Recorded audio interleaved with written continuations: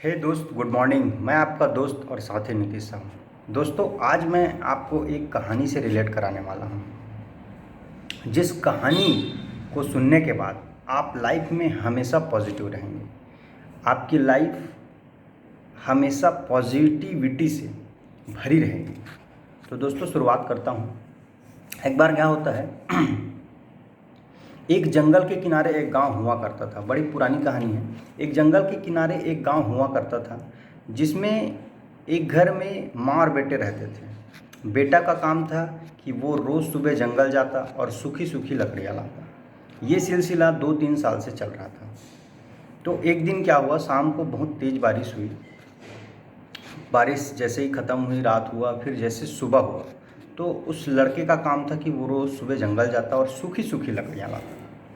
तो वो काम उन्होंने फिर किया कि वो सुबह फिर उठा और जंगल की ओर निकल पड़ा।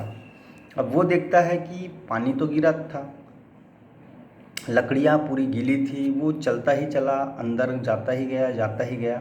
ऐसे करके वो जंगलों के बीच में गया। ऐसे तैसे वो थक चुका था, उसको आराम की ज़रूरत थी। तो वो देखता है कि एक घनघोर वृक्ष जहाँ छाया था, वहाँ जाके बैठ गया और बहुत थका प्यासा वहाँ जाके बैठ जाता है वो। अब वो जैसे ही बैठता है तो उसे प्यास लगी रहती है। तो वो सोचता है, काश कहीं मुझे पानी मिल जाता। तो वो जैसे ही इस बात को सोचता है, अचानक उसके सामने 2 गिलास पानी आ जाता है। वो पानी को पीता है। फिर उसको थकावट के कारण नींद आती रहती है। तो वो सोचता है, काश कोई मेरा पैर दबा दे, कि काश कोई मेरा पैर दबा दे और मस्त मैं सो जाऊं।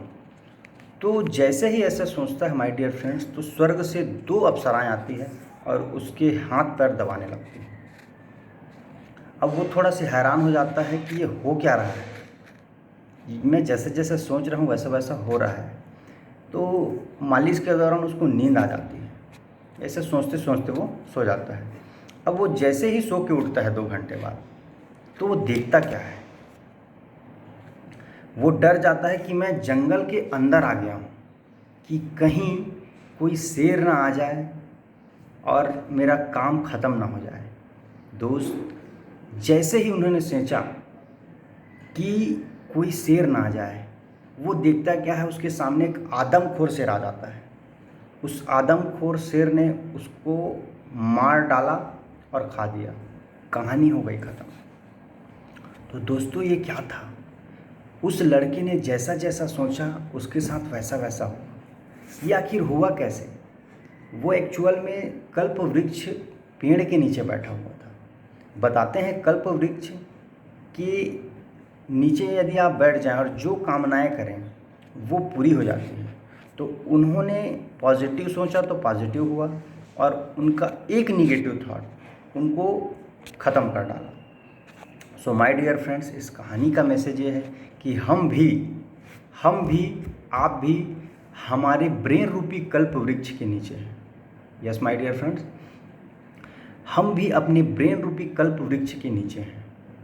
हम अपने ब्रेन में पॉजिटिव मैसेज देंगे तो हमारे साथ पॉजिटिव होगा, यदि निगेटिव देते हैं तो निगेटिव होता है।